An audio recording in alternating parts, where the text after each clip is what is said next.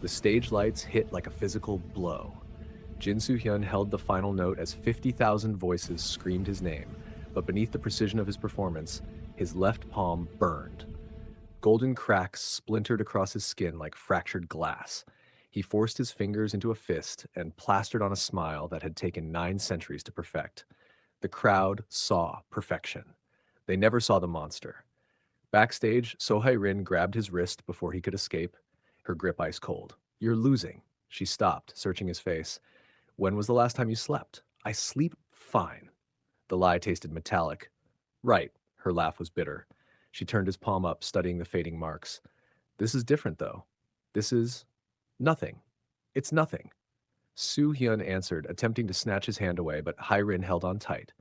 "Soo Hyun," her voice dropped to something almost gentle. "I know what nothing looks like. This isn't it." "When did it start?" she asked. 3 days ago." Her face went pale.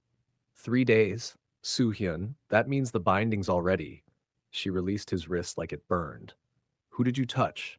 "No one." "Don't lie to me." Her voice cracked with something like panic. "After hundreds of years, the curse finally wakes up and you want to play innocent? Who is she?" "It doesn't matter. It's the only thing that matters." Hyrin stepped closer, voice dropping. "Because in a few days, her heart stops beating. And the only question is whether you're human when it does." He pulled away. "I won't do it again." "You don't have a choice. Neither of us do." She turned toward the door, shoulders tight. "The ritual's already started. With or without you, she dies." The words hung in the air like smoke. Soo-hyun stared at his palm where the marks had already faded, leaving only the memory of gold. Across the city, warm lamplight spilled across Chiamaka Okoye's small apartment. She collapsed onto her bed and video called her grandmother, exhaustion weighing down her arms. "Ne, I." Her voice cracked. "I miss you." Her grandmother's face filled the screen, laugh lines deepening. "Already? Nwam, you've only just got there." I know. It's been 2 days." Chiamaka tried to laugh, but it came out wrong. "Everyone here moves so fast, and I keep thinking maybe I made a mistake. Maybe I should just come home? No. Yes. I don't know." She touched the wooden pendant at her throat. "Something just feels wrong here." "Wrong how?" "Like I'm waiting for something terrible to happen." She touched the pendant at her throat. "Or maybe something terrible already happened and I just don't know it yet." Her grandmother was quiet for a long moment. "That pendant will guide you. But Chiamaka, listen to me. Sometimes the thing we're most afraid of is exactly where we need to go. What if I'm not brave enough? Then you pretend until you are." Her grandmother's face softened. 3 days. Give Seoul 3 days. If you still feel this way, come home. 3 days. The number settled in Chiamaka's chest like a countdown. Morning came harsh and bright. Chiamaka rushed through the school gates, already late, coffee in one hand and schedule in the other. She tried reading while walking. She didn't see him until impact. Hot coffee exploded between them. Papers scattered. Her pendant flew from her neck. "Oh God, I'm so sorry, I wasn't." The apology died when she looked up. The man was beautiful in a way that made her chest hurt, but his eyes stopped her breath. Dark and fathomless, holding something that looked like centuries of tiredness. His eyes went wide. He jerked back like she'd burned him. He shoving his hand into his pocket. "You should." He stopped, jaw tight. "Watch where you're going." "I said I was sorry."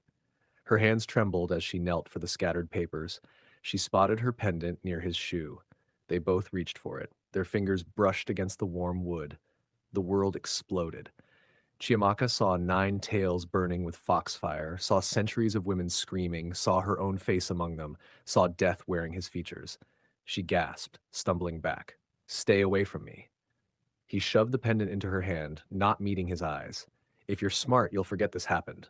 "Forget what? What did I just see?" "Your future if you're not careful." He was already walking away, spine rigid. "What's that supposed to mean?" He didn't turn around. Chiamaka stood there, hands shaking, watching him disappear. "Nice to meet you too," she whispered to no one. Hours later, Jin Soo Hyun stood alone on a rooftop, soul sprawling beneath him. Wind whipped his hair across his face. He'd watched this city grow from wood to steel, watched generations live and die while he remained frozen. He thought of the women he'd loved, their faces blurred together, but he remembered their final moments with perfect clarity. "I'm sorry," he said to the night. "I'm sorry. I'm sorry. I'm sorry." The words ran together like prayer. I don't know how to stop being this. His phone buzzed. The bonds accelerating. Hyrin texted. He typed back, how long do I have? Maybe 3 days now. Maybe less. The more she thinks about you, the faster it moves. He laughed, bitter. So I have to make her hate me. He said it to the empty air. How hard could that be? I've had 9 centuries of practice. But even as he thought it, his chest ached. The curse was binding him too, pulling him toward her like gravity, like drowning, like coming home. He lasted 2 days before he saw Chiamaka again. She was singing at a charity event, voice untrained but luminous. Soo Hyun stood at the back, hidden in shadow, and felt something crack in his chest. After her performance, he found himself outside. She sat on a bench scrolling through her phone. His heart hammered. He cleared his throat. You sing. You have a nice voice. She looked up, recognition dawning. Coffee disaster guy, are you? She laughed. Okay, this is either fate or you're really bad at stalking. I'm not. He stopped. I came to apologize for being, he gestured vaguely, whatever I was being. Rude, cryptic, weirdly intense about a coffee spill. All of those probably, he almost smiled. I'm Soo Hyun, Chiamaka. She tilted her head. Wait, Jin Soo Hyun? Like the please don't.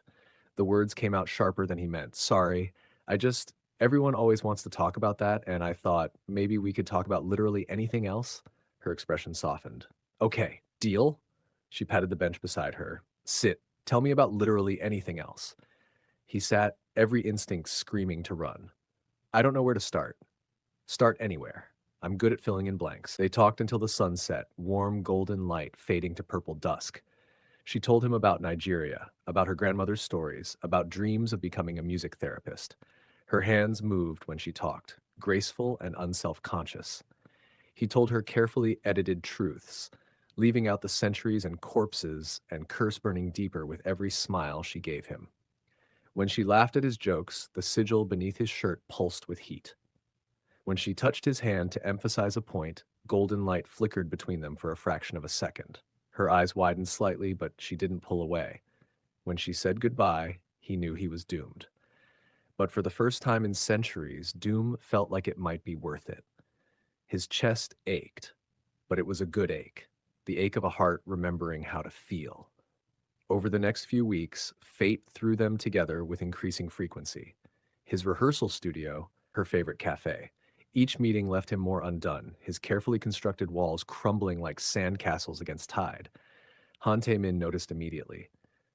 You're different, Tae-min said, watching them from the shadows. When you're with her, I don't know, less. Less what? Less whatever you pretend to be the rest of the time. Tae-min stepped closer. She's making you sloppy. The producers are asking questions. Let them ask. That's not. Taemin's jaw clenched. You've lived for centuries, Hyung. Centuries of fame and power, and you'd throw it away for one human girl? Maybe. Soo Hyun met his eyes. Would that be so terrible? Yes.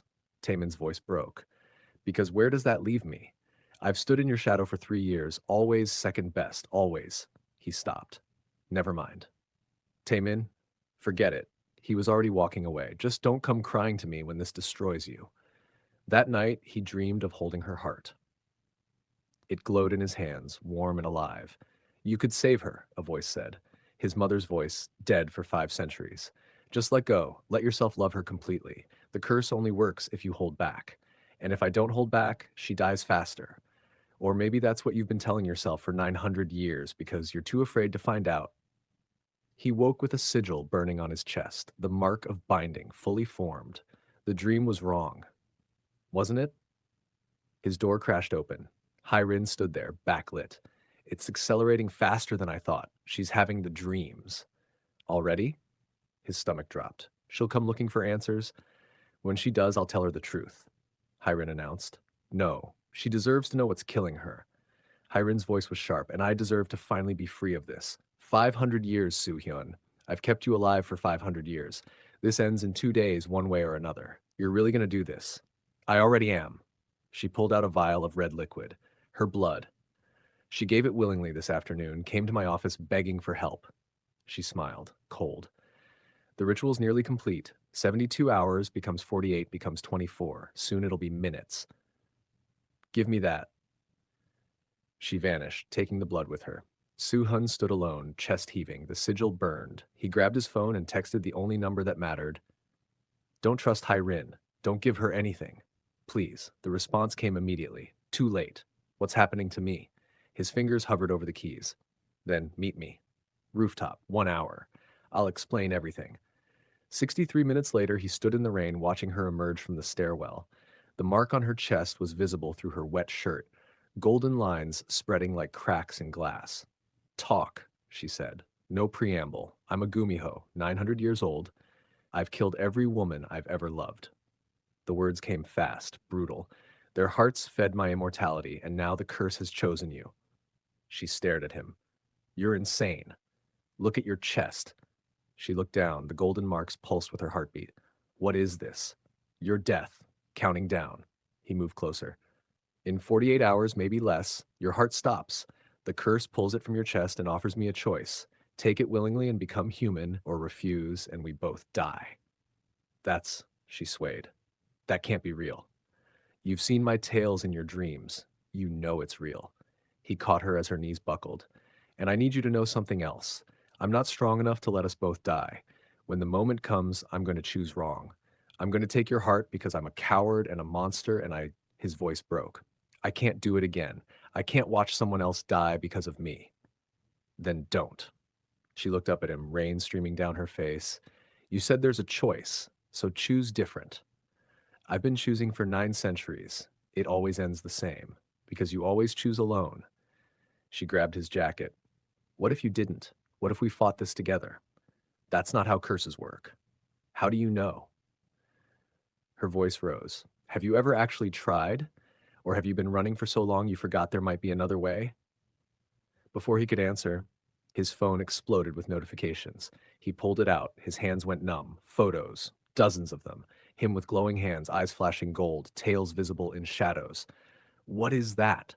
Chiamaka looked over his shoulder. The end of everything. He scrolled through messages. Death threats. News alerts. Demon idol exposed. They know. The whole world knows. Who leaked? Does it matter? He was already moving toward the door. You need to go home now. Delete my number. Tell everyone you never met me. The mark will fade if I disappear. You don't know that. I have to try. He spun to face her. Don't you understand? You're the first person in 3 centuries who's looked at me like I'm human, like I could be saved, and I can't. His voice cracked. I can't let you die believing that. Too late. She crossed her arms. I already believe it, and you running away just proves I'm right. The words hit like a physical blow. He stood frozen, rain soaking through his clothes, watching her walk back inside. The next 36 hours were chaos. Protesters outside his building. His agency dropped him.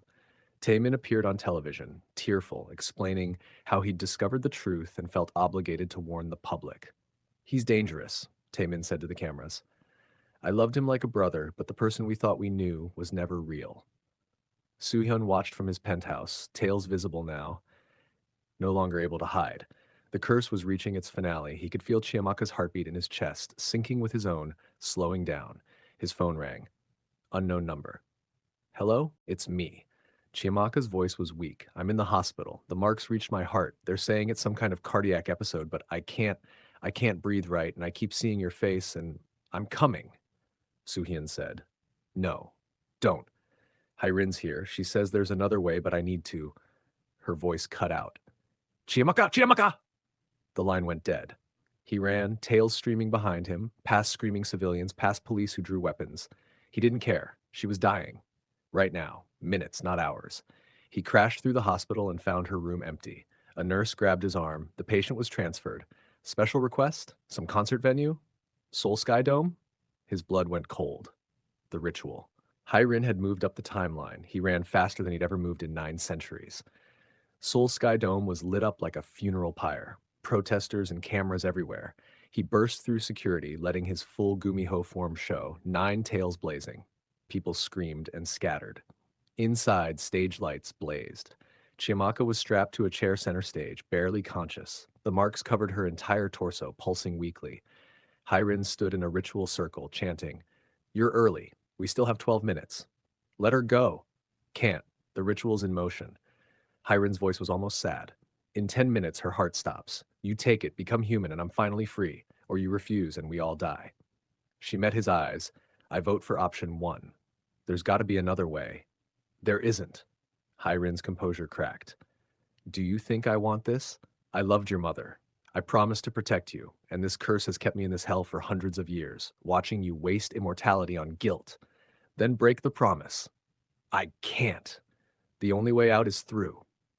Golden light spiraled up from the circle, wrapping around Chiamaka.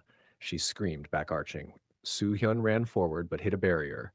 Stop this! I can't. It's too late. The curse is completing itself. Hyrin's hands shook. Just take her heart. End this. There's another way. The voice came from the entrance. Taemin walked onto the stage, face pale but determined. I've been researching, all night, old texts, forgotten prophecies. He held up his phone. The curse requires a willing heart, yes, but it never specifies whose.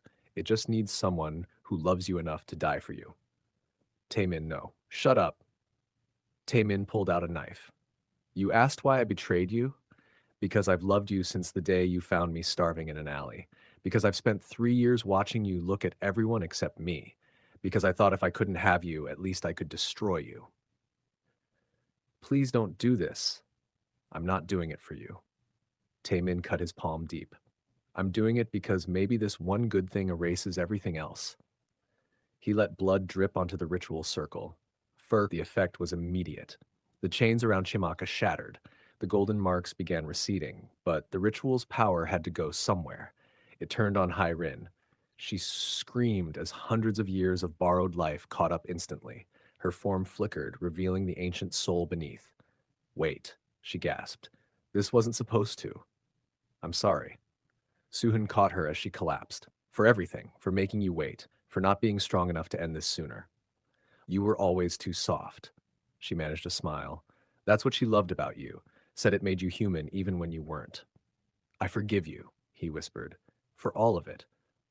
The words completed the breaking. The curse shattered, light exploding outward in a wave that washed over everyone. When it cleared, Hyrin was gone, finally at rest. Soo-Hyun collapsed, his 9 tails dissolving into embers. 9 centuries of immortality burned away in seconds, leaving only a man, bleeding and mortal and gasping. Chiamaka crawled to him, marks fading from her skin. Soo-Hyun? His eyes opened, brown instead of gold. Did it? Yeah. Tears streamed down her face. We broke it. I can feel my heart, really feel it. It's slowing down. He pressed a hand to his chest. I'm going to die. Not today, she helped him sit. Today you're going to live, really live, for the first time in 9 centuries. Outside, sirens wailed. Inside, 2 people who'd almost lost everything held each other and learned what it meant to be human. 3 months later, Seoul moved on, because cities always do. The concert became legend, then controversy, then eventually just another strange story people told at parties while drunk. Afternoon light spilled through a cafe as Chiamaka worked on an essay, pendant warm against her skin. The bell chimed. A man walked in with a guitar. He had Soo-Hyun's features, but gentler. He sat in the corner and played a melody that made her breath catch. Their eyes met across the space. Do I know you? He asked, uncertain. Maybe. She stood. Do you believe in second chances? I'm starting to. She crossed to his table. I'm Chiamaka. Soo-Hyun. He smiled. That's a beautiful name. What does it mean? It means God is gracious. She sat down. What does yours mean? My mother told me once. Something about excellence and virtue. He laughed softly. I never lived up to it. Maybe you're just getting started. They talked until closing, about music and dreams and the strange feeling that they'd met before in another life, another version of themselves. That night, walking home, Chiamaka touched her pendant. Thank you, Nay. You were right about everything. Because love doesn't end when magic fades. It just transforms into something more beautiful. Something earned through sacrifice and choice, and the courage to stand in the rain and say, I choose you, even when the world burns. If this story touched your heart, hit subscribe for more tales where love breaks impossible curses. Drop a comment telling me which moment destroyed you, and smash the like button if you believe in second chances. More stories of sacrifice and redemption are coming. Until then, remember, true strength isn't never falling. It's choosing to stand again. Thank you for witnessing the Gumiho's last heart.